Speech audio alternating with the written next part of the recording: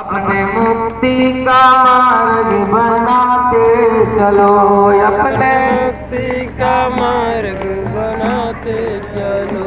कृष्ण गोविंद गोपाल गाते चलो, अपने मुक्ति का मार्ग बनाते चलो।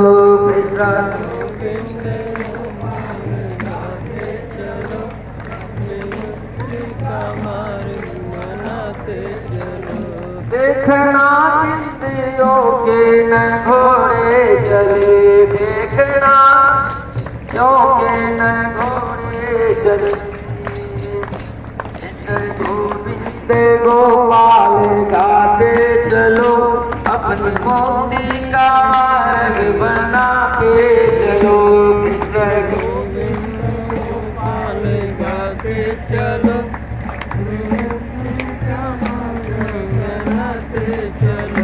मन के विषयों को इससे बचाते चलो, मन को विषयों को इससे।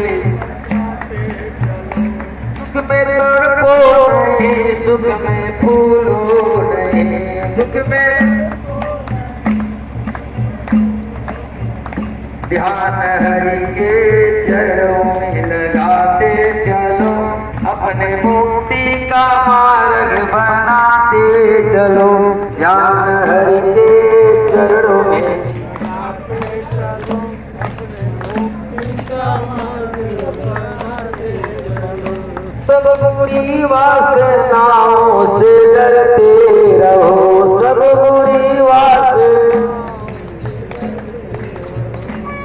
बुरी वासनाओं से डरते रहो।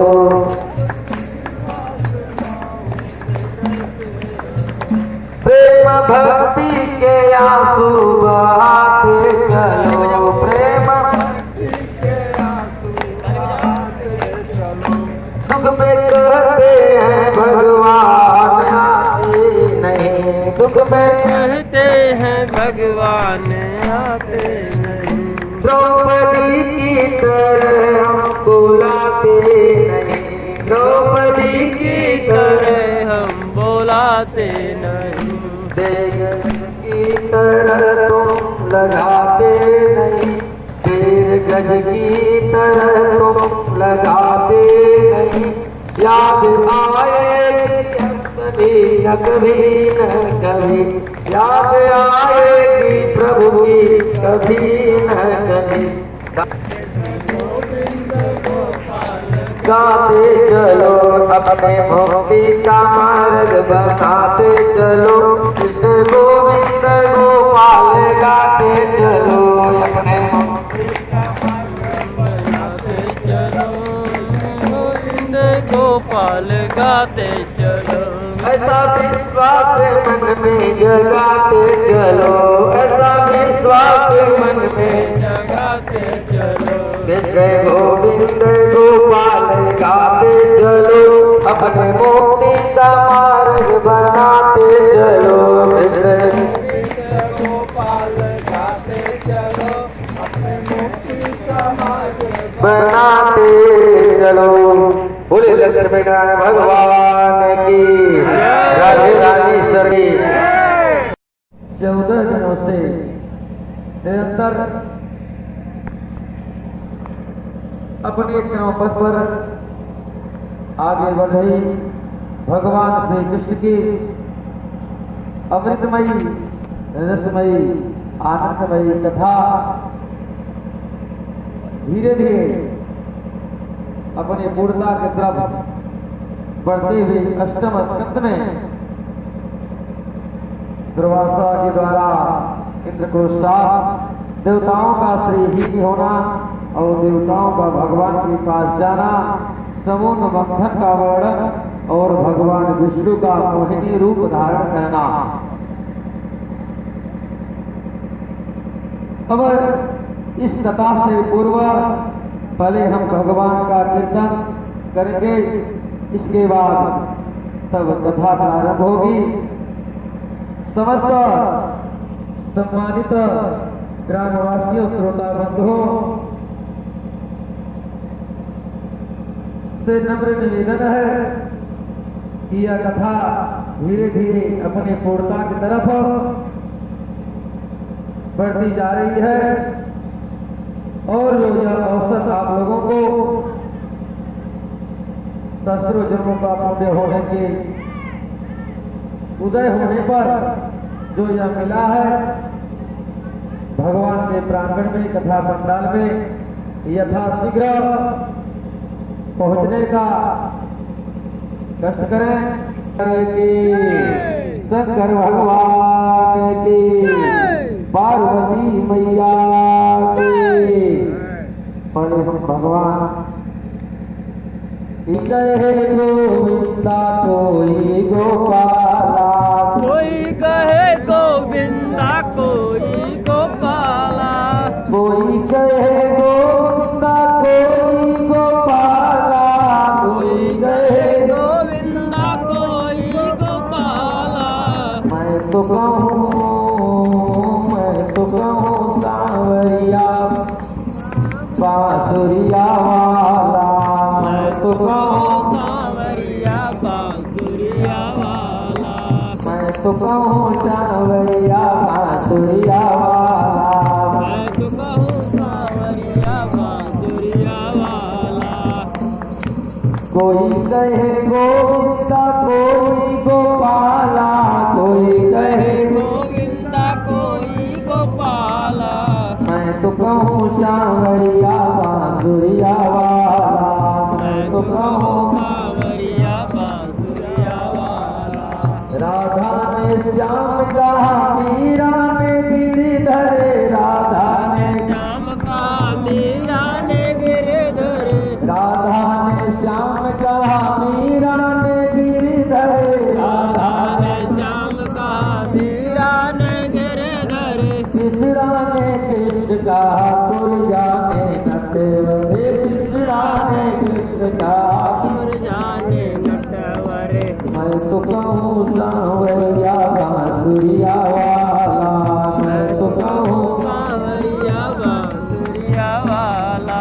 कोई कहे गोविंदा कोई गोपाला, कोई कहे गोविंदा कोई गोपाला, मैं तो कहूँ सांवरिया बांसुरिया वाला, मैं तो कहूँ सांवरिया बांसुरिया वाला, कहूँ सांवरिया बांसुरिया वाला, मैं तो कहूँ सांवरिया बांसुरिया वाला। छलिया तो कहता था तुमको दुर्योधन, छलिया तो कहता था तुमको दुर्योधन, कंसा तो डर करके कहता था काला, मैं तो कहूँ सांवरिया बांसुरिया वाला, मैं तो कहूँ सांवरिया बांसुरिया वाला। कोई कहे गोविंदा कोई गोपाला, कोई कहे गोविंदा कोई गोपाला, मैं तो कहूँ सांवरिया बांसुरिया वाला, मैं तो कहूँ सांवरिया बांसुरिया वाला। अच्युत युधिष्ठिर के उद्धव हे माधव, अच्युत युधिष्ठिर के उदय माधव, भक्तों के भगवान संतों के केशव, भक्तों के भगवान संतों के केशव। ग्वालिया तुमको पुकारे नंदलाला, ग्वालिया तुमको पुकारे नंदलाला, ग्वालिया तुमको पुकारे नंदलाला, ग्वालिया पुकारे तुमको नंदलाला।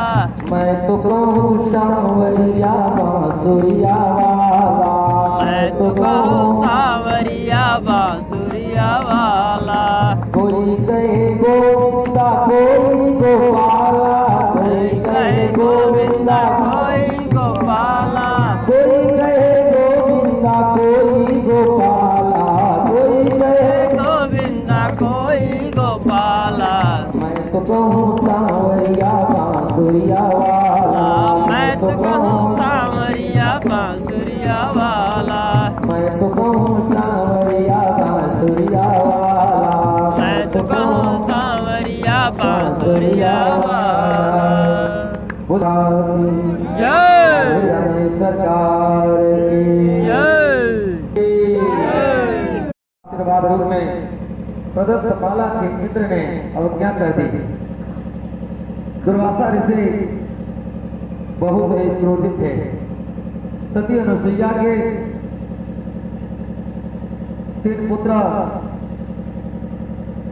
जो कि ब्रह्मा, विष्णु और महेश के रूप में,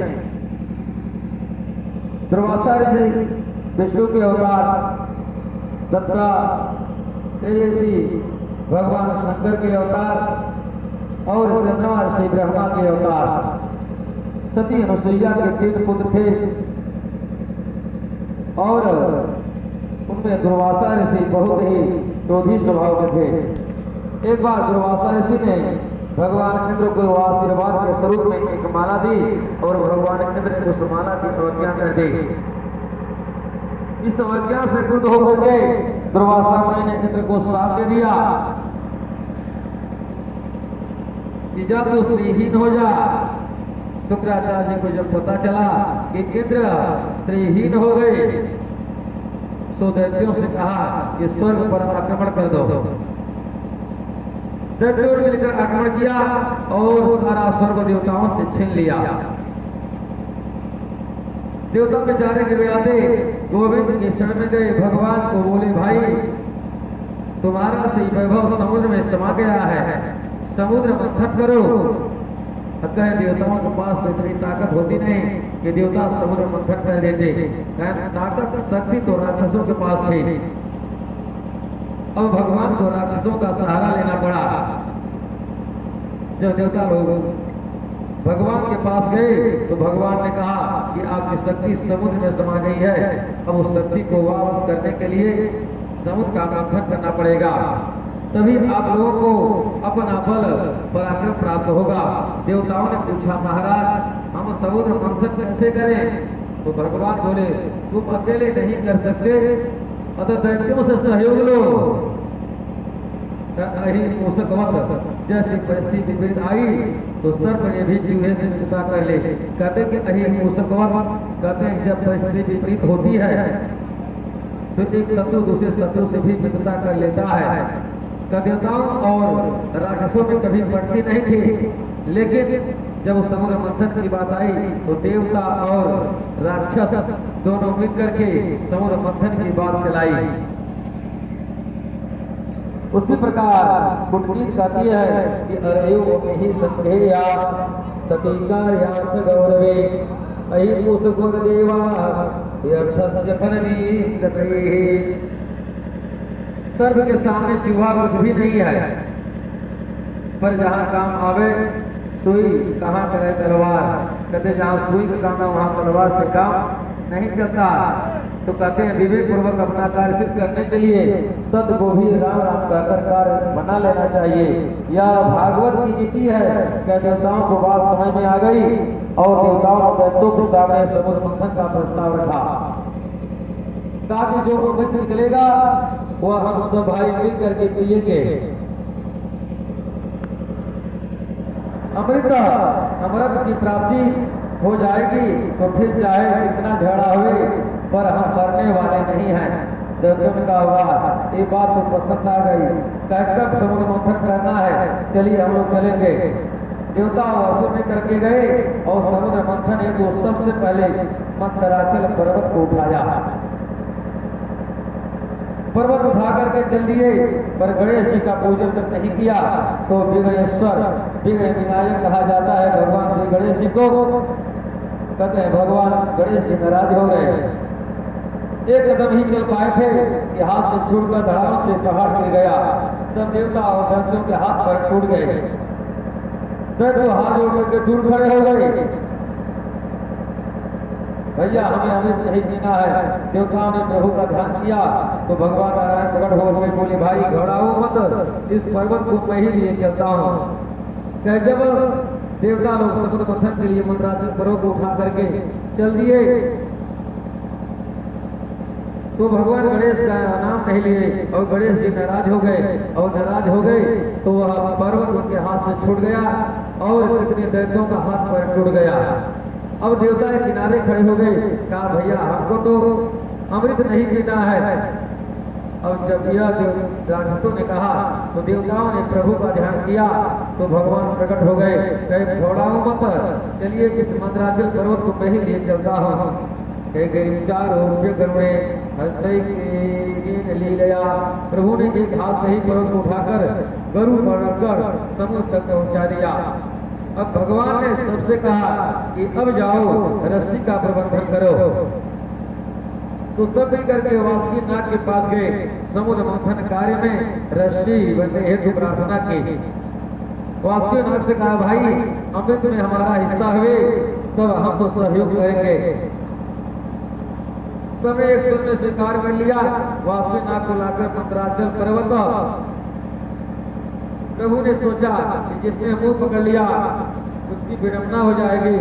सो भगवान जानबूझ करके बोले भाई देवताओं आप उच्च कुल में जन्म लियो हो, ज्योति ब्रह्मनिष्ठ हो, इसलिए आप लोगों को आगे लगना चाहिए और दैत्यों से कहा जाए कि जाकर पूंछ की तरफ लग जाए। दैत्यों ने कहा आपने क्या हमें ही गिरे खानदान का समझ रखा है? कहे महाराज मंथन हुए या ना हुए पर हम आगे रहेंगे, हम पीछे रहने वाले नहीं है। क्योंकि भगवान को डर थी मुख की तरफ रहेंगे, अमृत निकला तो अमृत का घड़ा लेकर यही भाग जाएंगे। इसलिए भगवान ने कहा कि तुम लोग ब्रह्मनिष्ठ हो, देवता हो, इसलिए तुम लोग सर्व के मुख की तरफ लगो। जो ये राक्षस हैं इनको सर्व के पूंछ की तरफ लगा दो। राक्षस नाराज हो गए, कहा कि क्या हमें गिरे खानदान के हैं कि हम पीछे रहेंगे? कि हम पीछे रहने वाले नहीं हैं। न हरिमो यम पुच्छम हे मंगलम। भगवान बोले नाराज मत हो भाई, तुम ही बड़े बाप के बेटे हो, आगे तुम ही लगोगे। देवताओं से कहा अच्छा भैया जाओ, तुम ही पीछे लग जाओ। प्रभु तो चाहते ही यही थे कि देवताओं ने पूछा और दैत्यों से मुंह पकड़वा लें, इसलिए भगवान उल्टा बोले। भगवान को तो देवताओं को पीछे लगाना था और राक्षसों को आगे, इसलिए देवताओं का तुम आगे लग जाओ, तुम ब्रह्मनिष्ठ हो। तो राक्षसों ने कहा कि क्या हम गिरे खानदान के हैं, हम अब पीछे जाएंगे नहीं, हम आगे रहेंगे। और भगवान को यही कहता था, जो पर्वत लाकर समुद्र में रखा तो वह डूबता ही चला गया। उस विघ्न को दूर करने के लिए विशाल कछुए का रूप बना करके भगवान ने मंदराचल पर्वत को पीठ पर उठा लिया। ये भगवान का कच्छप अवतार हुआ। जगत्वा वपुका छप अद्भुतम महत्व प्रवेश को यम मुंजाहारम। प्रारंभ हुआ तो वासुकी नाग की फुफकारों से सब दैत्य जलने लगे और उच्च की ओर से लगे देवताओं पर इसका कोई प्रभाव नहीं पड़ा। असुर अब मन ही मन पछताने लगे कि हे भगवान, अच्छे बड़े बाप के बेटा ने बहुत पछताए, बड़े मरने में बड़ा झंझट है। और तो मंथन प्रारंभ हुआ तो कुछ ही समय बाद कालकूट की सामने प्रकट हो गई। सब जगह उसमें सागरी से छपटाने लगे। देवता घबरा गए, अरे क्या हुआ? भगवान बोले मत घबराओ, सभी लोग इसको एकत्र करके भगवान भोलेनाथ के शरण में पहुंचा दो। कि देव देवा महादेवा भूतात्मन भूत भावना काहिना शरणागना त्रैलोक्य गहना दृशा। कहे देवादेव भोलेनाथ, त्रैलोक्य दंड करने वाले इस भयंकर विष को, कालकूट नामक विष को आप ग्रहण करके हम देवताओं की रक्षा करें। भगवान से मुस्कुराते हुए भवानी से बोले देवी, ये सब मुझे विष पिलाने के लिए हाथ जोड़ रहे हैं, बोलो तुम्हारी क्या इच्छा है? तो भवानी दुविधा में पड़ गई, मैं क्या बताऊं, पर विवेक से आपका जो विवेक करे उसको वैसा ही करे। बाद माता भवानी ने कहा भगवान आप वही कीजिए जिससे सबका कल्याण हो। तो भोलेनाथ ने कहा क्या मतलब, विष हम पी जाए? भवानी ने कहा नहीं, मैं नहीं कहती कि महाराज कौन बता अपने पति से यह कहेगी कि समाज के कल्याण के लिए आप जहर पी डालो। कहे मैं यह नहीं कर सकती महाराज आपसे। कि आप विष पी लो, भले ही वह सामर्थ्यवान ही क्यों न हो, तो माता भवानी सब समझ रही हैं। इसलिए प्रभाव ज्ञान मोदता भोलेनाथ के प्रभाव से परिचित होने के नाते परोक्ष अनुमोदन कर रही हैं। भोलेनाथ समझ गए, भोले भैया ले आओ, कहाँ है विष? कहता करतली कृत्या व्यापी हलाहलम विषाम अभक्षण महादेव कृपया भूत भावना। अंजलि बांधकर भोलेनाथ तुरंत प्रभु का नाम लेकर विष पीना प्रारंभ कर दिया। शिव जी जानते हैं कि विष भीतर गया तो मेरे हृदय में श्री राम भद्र का जो नित्य निवास है, कहीं उन्हें कष्ट न पहुंचे, और हवन किया तो सारा विष समाप्त हो जाएगा। क्या करें? तो राम नाम का आश्रय लिया। रात रहने से मुख खुल जाता है और मन रहने से मुख बंद हो जाता है। तो रात कहा और मुख खुलकर सारा विष ही पी डाले और मुख बंद कर लिया। राम नाम के बीच में सारा विष गले में अटक गया, न भीतर उतारा न बाहर छोड़ा। तब इस विष का प्रभाव जो हुआ, रामचरितमानस में बाबा तुलसीदास ने लिखा कि नाम प्रभाव जान शिवनी को अकाल कोट फल दीन यमी को। नाम के प्रताप से विष को ही भगवान शंकर ने अमृत तुल्य बना लिया। भोलेनाथ का कंठ एकदम नीला हो गया, भोलेनाथ नीलकंठ हो गए उसी दिन से। बोले भोलेनाथ भगवान की। एक बार भगवान श्री राम की कथा है, जब अपनी पूरी सेना को लेकर के भगवान श्री राम समुद्र के समीप पहुंचे तो यह विचार होने लगा कि जो यह पत्थर के टुकड़े हैं ये इनको जोड़ा कैसे जाएगा, कैसे टिकेंगे। तो कहे नील नल और नील को आशीर्वाद था कि जो पत्थर छोड़ेंगे वह समुद्र में तैरता रहेगा। कहे कि समुद्र में तैरता तो रहेगा, लेकिन यह एक पत्थर दूसरे पत्थर से जुड़ेगा कैसे। तो कहे या भगवान राम के नाम के प्रभाव से यह जुड़ जाएगा। तो वो सब लोग भगवान राम का जय श्री राम करके पत्थर उठाने लगे और नवलिंग को थमाने लगे। वो जो फेंकते तैरते जाता और भगवान श्री राम के नाम के प्रभाव से वह जुड़ते चला जाता। तो भगवान के मन में एक बार बात आई, प्रभु श्री राम एक किनारे जा करके जब सब लोग पुल बनाने लगे तो जा करके एक पत्थर उठाए और धीरे से समुद्र में छोड़ दिया। समुद्र में छोड़ दिया तो वो पत्थर डूब गया। और भगवान मुस्कुराए और हनुमान जी देख रहे हैं। तो कहा हनुमान, यह पत्थर सब लोग हमारे नाम से लेकर के समुद्र में डाल रहे हैं तो सब पत्थर तैर रहा है और एक दूसरे से जुड़ जा रहा है। और जब हमने एक पत्थर छोड़ा तो यह पत्थर पानी में डूब कैसे गया। तो भगवान श्री राम का चतुर चालाक भक्त हैं। अरे भगवान हनुमान जी ने उत्तर दिया, कहे प्रभु जिसको आप छोड़ देंगे, आप डूबने की बात करते हैं, वो सारी दुनिया से ही डूब जाएगा। बोले श्री राम भगवान की। तो कहते हैं कि प्रभु वो तो हम लोग आपके नाम को प्रभाव से जोड़ रहे हैं और तैर रहा है, लेकिन जिसको आप अपने हाथों से छोड़ देंगे वह सारी दुनिया से चला जाएगा। अब कहते हैं कि भगवान उसे प्रभु श्री राम का नाम लेकर कालकूट अग्नि को विष को पी करके अब वह भगवान के नाम के प्रभाव से न वह विष अंदर जा रहा है न बाहर जा रहा है और बीच में उनके गले में अटक गया। इसलिए उसी दिन से भगवान भोलेनाथ का नाम नीलकंठ पड़ गया। चकार गले नीला तच्च साधो विभूषण। कहते हैं परीक्षित जी, साधुओं का भूषण है परमार्थ करना। कई परोपकाराय सदाम विभूतया, कई लोगों को कल्याण के लिए साधु जन की विभूति है। कई भगवान शंभु ने समाज के संकट को दूर करने के लिए विश्वान स्वीकार कर लिया और वह नीलकंठ हो गए, नीला चिन्ह बन गया। उनके परमार्थ का एक दिव्य आभूषण प्राप्त हो गया। कहे कि भगवान ने अगर विष को धारण किया, लोगों का लोक कल्याण किया, तो इसी दिन से उनका नाम नीलकंठ हो गया और वह नीलकंठ उनका आभूषण हो गया। किया तो हरिधानी ततो भवता काम धेनु गाय प्रकट हो गई। जो ऋषियों को दान कर दी, पुनः मंथन करने पर चंद्रमा प्रकट हो गए, तो भोलेनाथ ने मस्तक पर विराजमान कर लिया, जिससे भोलेनाथ चंद्रमौली बन गए। पुनः मंथन हुआ तो उच्चैस्तवा नाम का घोड़ा निकला, जो बलि ने लिया। फिर ऐरावत हाथी निकला, जो भगवान इंद्र ले लिए। पुनः मंथन हुआ तो कौस्तुभ निकली, जो नारायण के कंठ में स्थापित हो गई। ब्रह्मादि अप्सराएं निकली, जिन्हें स्वर्ग लोक भेज दिया गया। पारिजात नाम का वृक्ष निकला, तो उसे स्वर्ग में स्थापित किया। और अब की बार मंथन करते ही जैसे नीला आकाश से अचानक बिजली चमक पड़ी बढ़ती है, ऐसे ही सागर अब की बार मंथन करते ही जैसे नीले आकाश में अचानक बिजली चमक पड़ती है, ऐसे ही सागर के जलराशि के मध्य भगवती श्री लक्ष्मी प्रकट हो गई।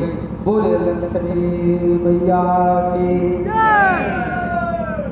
ततस्तश्चाराविर्भूता साक्षात् रमा भगवन्वरा रंजयन्ती दिशा कांत्या विद्युत्सव दामिनी यथा। माता लक्ष्मी के दिव्य सौंदर्य माधुर्य को देखकर देवता और दैत्य दोनों भी मुक्त हो गए। भगवान बोले, एक काम करो, सब पंक्तिबद्ध होकर के बैठ जाओ। और वरमाला इनके हाथ में है, जिसे चाहेंगे उसको पहना देंगे। एक पंक्ति में देवता बढ़ गए और एक पंक्ति में दैत्य लोग बैठ गए। कई बड़े बड़े महात्मा जी पाथी मार करके बैठ गए। लक्ष्मी मैया ने वरमाला लेकर संतों की पंक्ति में प्रवेश किया, तो सबसे आगे बैठे महात्मा दुर्वासा मुनि। दुर्वासा जी को देख करके भगवती लक्ष्मी विचार करने लगी कि नूनम तपोजस्य न मंत्र जया। निश्चित रूप से ये तपस्वी हैं, पर क्रोध पर इन्होंने विजय प्राप्त नहीं की। इनकी नाक पर ही गुस्सा रहता है, इसलिए प्रणाम करके आगे बढ़ गई। इस प्रकार एक एक करके सबको कोई न कोई दोषारोपण करते हुए लक्ष्मी जी आगे बढ़ती गई। भगवान शंभु का दर्शन किया तो विचार करने लगी, तपस्वी तेजस्वी सब कुछ है और भोले भी हैं, पर इनका वेश बड़ा अमंगल है। क्या जो उन्होंने वेश अपना बनाया है, क्या अमंगल है। जोगी का वेश है, सन्यासी का वेश है, सर्प और बिच्छू लटकाए रहते हैं, क्या इनका वेश अमंगल वेश है। इसलिए प्रणाम करके आगे बढ़ गई। भगवान नारायण सबसे अलग बैठे हैं, तो नारायण प्रभु को देखते ही लक्ष्मी मुग्ध हो गई। सोचने लगी कि स्वभाव से भी सुंदर है और स्वरूप भी सुंदर है कि मंगल भगवान विष्णु, मंगलम गरुड़ध्वजा, मंगलम पुंडरीकाक्ष, मंगलाय तनो हरि। कहते हैं कि मंगलम भगवान विष्णु, सब कुछ मंगल रूप है, बस थोड़ी सी कसर यहाँ भी है। सुमंगल कस्ना कांक्षते हीमा, कहे सुमंगल तो है, पर सब जिस प्रकार से टुकुर टुकुर मुझे देख रहे हैं, कहीं इनके सामने घंटे भर से खड़ी हो। एक निगाह उठाकर भी हमें ये नहीं देखा। मुझे पाने की आकांक्षा जितने भी देवता और ऋषि बैठे हुए सबके मन में है कि हमारे गले में ही लक्ष्मी जी माला डाल दें। मुझे पाने की आकांक्षा इनमें नहीं है। जो लेकिन विष्णु भगवान थे वह एक साइड चुपचाप बैठे थे, तो और भगवान लक्ष्मी जी ने समझ गई कि इनको मुझे पाने की इच्छा नहीं है, पर ये दूषण नहीं भूषण ही है। ऐसा विचार करके भगवान श्री नारायण के कंठ में वरमाला को डाल दिया। बोली लक्ष्मी नारायण भगवान की। और भगवान श्री नारायण को लक्ष्मी जी ने वर्ण कर लिया। लक्ष्मी जी का स्वभाव है, जो हाथ धोकर उनके पीछे पड़ जाता है उसे खूब नचाती है, पर जो लक्ष्मी जी को उपेक्षा करके बैठ जाता है, लक्ष्मी जी उसके पीछे पड़ जाती हैं। कहते हैं कि अगर आप लक्ष्मी को पीछे पड़ेंगे तो लक्ष्मी आपसे दूर भागती चली जाएंगी, लेकिन आप अगर लक्ष्मी को छोड़ देंगे तो लक्ष्मी आपके पीछे पड़ जाएंगे। क्योंकि श्रीमद् भागवत का प्रमाण है कि देवता और ऋषिगण सब लोग टकटकी लगा करके लक्ष्मी के लिए बैठे थे कि लक्ष्मी हमारे घर में वरमाला डाल दे। लेकिन भगवान नारायण पूरी नीचे करके एक साइड बैठे थे और लक्ष्मी जी देख रहे कि अब मुझे पाने की इच्छा नहीं करते और लक्ष्मी जी भगवान नारायण के पीछे पड़ गई और उनके गले में ही माला को डाल दिया। कहते हैं लक्ष्मी ने नारायण प्रभु को ही चुना, यह तो साक्षात उनकी वामा है। सुखदेव जी कहते हैं परीक्षित अब समूह मंथन जब आगे हुआ तो वारुणी प्रकट हो गई जो दानवों में ग्रहण की मैंने वारुणी नाम की एक मदिरा होती है, शराब होती है। कहते हैं कि जब इस बार राक्षसों ने समुद्र का मंथन किया तो वारुणी नाम की मदिरा प्रकट हो गई और उस मदिरा को राक्षसों ने ले लिया। अब जब पूरा मंथन किया तो साक्षात भगवान धन्वंतरी अमृत कलश प्रकट हो गए। अमृत का कलश देखते ही दैत्यों ने इशारा किया कि देर करने की आवश्यकता नहीं है, इस बार झोटा मार के हमें कलश छीन लेना है। 9 2 11 हो जाना देवता बेचारे ले गए तो ले गए, करते रह गए। भगवान मुस्कुरा करके बोले कि मां जगती तो अर्थात साव इससे समाया, आप लोग खेल न कीजिए। मेरे आसिफ जी रहते हैं, उनके गए हुए मनाक भी उनके पास आ जाते हैं। देवताओं राक्षसों को तुम लोग मत घबराओ, जो मुझे मेरे आसिफ हो तुम लोगों का अगर कुछ भी गायब हो जाएगा, जो अमित के चक्कर पड़े हो वह तुम्हारा नुकसान कुछ होने वाला नहीं है, वो सब मिलेगा, शांति से बैठो। भगवान अपना ध्यान हो गए, जब लोग अमित को लेकर भाग गए पर आपस में ही झगड़ा करने लगे। जब देवताओं को अगर कुछ नहीं मिला, अब देवता लोग राक्षस बलशाली हो गए हैं, देवताओं से कलश छिट करके अब देवता लोग भाग गए कि अहम पूर्वम न तुम्हें प्रभो, ना मैं बड़ा हूँ पहले मैं पीऊंगा। दैत्य लोग अमृत कलश को लेकर के तो भागे, लेकिन अब उसमें यह झगड़ा हो गया कि मैं बड़ा हूँ पहले मैं पी लूंगा। अब भगवान उनके लीला को देखते रहे, तो मैं होने लगा। भगवान को अवसर मिला और इसका लाभ उठाते हुए भगवान तुरंत एक सुंदरी का मोहिनी का रूप धारण कर लिए और मोहिनी रूप में वह राक्षसों के मध्य में प्रकट हो गए। कमर का पुष्प घुमाते हुए सबके चित्त को चुराते हुए पहुंच गए। भगवान को उस दिव्य रूप में दर्शन करते ही सभी दैत्य विमुक्त हो गए। अहो रूप महो धाम महो अस्यानम मया, रूप सप्तर्ष की महिमा गाते हुए दैत्यगण मोहिनी भगवान सामने आकर के बोले कि का तुमकन जबला साक्षी कुतो वाही धसे, कहे कमल नहीं आप कौन हैं, कहां से आई हैं, कहां जा रही हैं, अकेली अकेली घूम रही हैं, क्या तुम्हारा विवाह नहीं हुआ है? तो मोहिनी भगवान तुम हमारी वही खाली इधर सटा देने से यही सटा दो उतना खा के नहीं है भोजन सबके गड़बड़ है ना, वही डाल तक सब ले जा सब उठा के ले ले।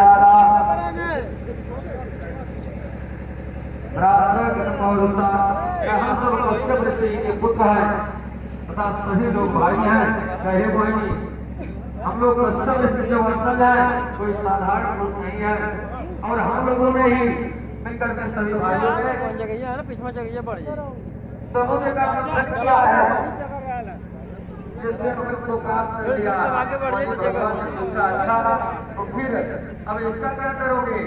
दैत्य बोले देवी जी इसके बंटवारे के लिए हम आपसे झगड़ रहे हैं, आपस में जाके सब लोग उठाए चक्कर निकाले जरिए दबा इसको बांटे। भगवान की कृपा से आपकी अवसर पर आई है, अगर हो जाए तो हम सभी राक्षसों का कल्याण हो जाएगा और हम लोग आपसी झगड़ा भी मिट जाएगा। चलो ठीक अब जाए इधर बैठे जाए क्या हमको सब लोगों को खिलाएंगे? भगवान ने बड़ी थोड़ा सा त्याग दिखाया। भगवान बोले ले लाओ रहा तो जाई सब निकाल ले और खोजो लगी यार कहा है देवी हम तुम्हें मूर्ख कहाँ से नजर आते हैं? मोहिनी भगवान बोले ये मूर्खता नहीं है तो क्या है? मेरे बारे में कुछ ज्ञान नहीं, कुछ पता नहीं, जान पहचान नहीं, हम अपरिचित स्त्री हैं, पर इतना भरोसा हम पर है कि अमित जैसे वस्तु को बांटने के लिए हमारे हाथों दे रहे हो। ये कोई बुद्धिमानी की बात नहीं हुई। एक कथम कस्य पदाया कुशल्या मयि संगता विश्वासम पठतो जातो तामिनी सोनयाति। कोई भी बुद्धिमान मनुष्य अपरिचित स्त्री को कभी विश्वास नहीं करता। अब तुम लोग हो न मेरी कभी भी जान है न पहचान है, और मुझे इस अमूल्य अमृत को ही हाथों में सौंप दिया। लगता है कि हमारे प्रति ज्यादा श्रद्धा मन हो गई है। तो एक बोला मुझे तो लगता है कि बहुत पढ़ी लिखी है, दूसरा बोला मुझे तो लगता है कि बहुत उच्च दान की होगी।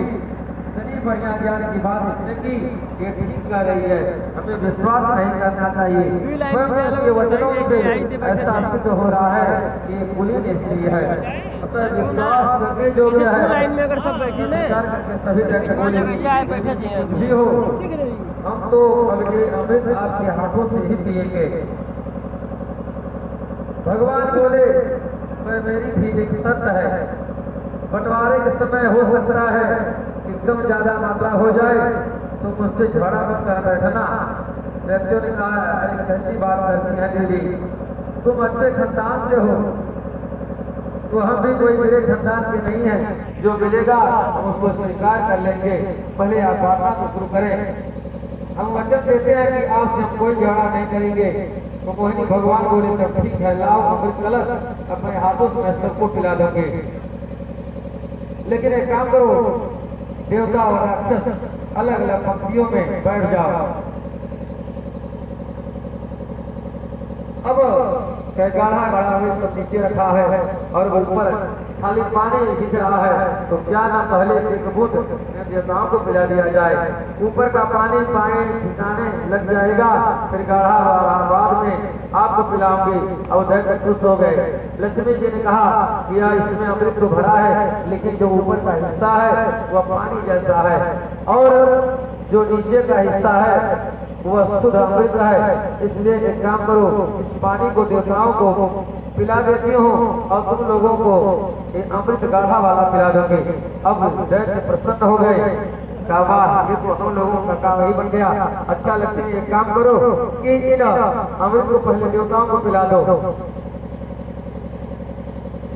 अब कभी मोहिनी भगवान को चाहते ही थे कि देवताओं को अमृत मिले। ऊपर का पानी गाने लग जाएगा और देवता भी खुश हो जाएंगे और दैत्यों को भी ठिकाने लगा देंगे। जब भगवान ने अमृत देवताओं को दिया और दैत्यों की तरफ मुस्कुराते हुए रह गए।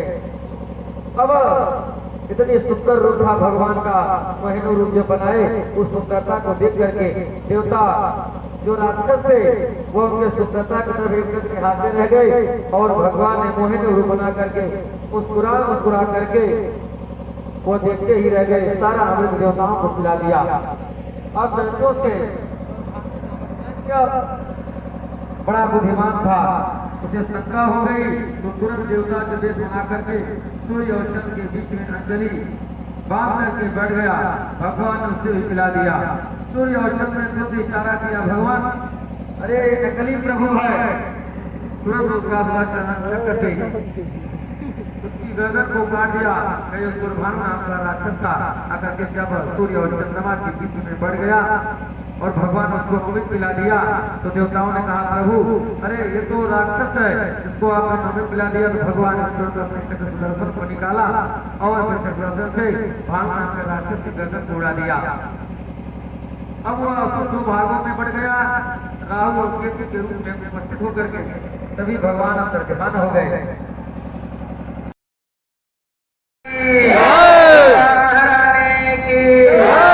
रामचंद्र दरबार की, कृष्ण भगवान की, भगवान की, भगवान की, हनुमंतलाल की, बाबा की, राज की।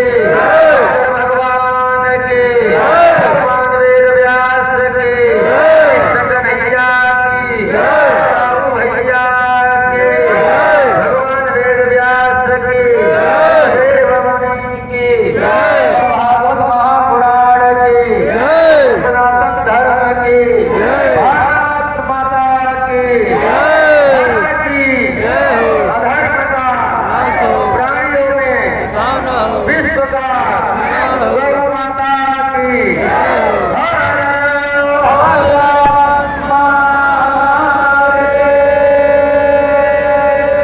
अब सभी लोग अपने स्थानों पर बैठना और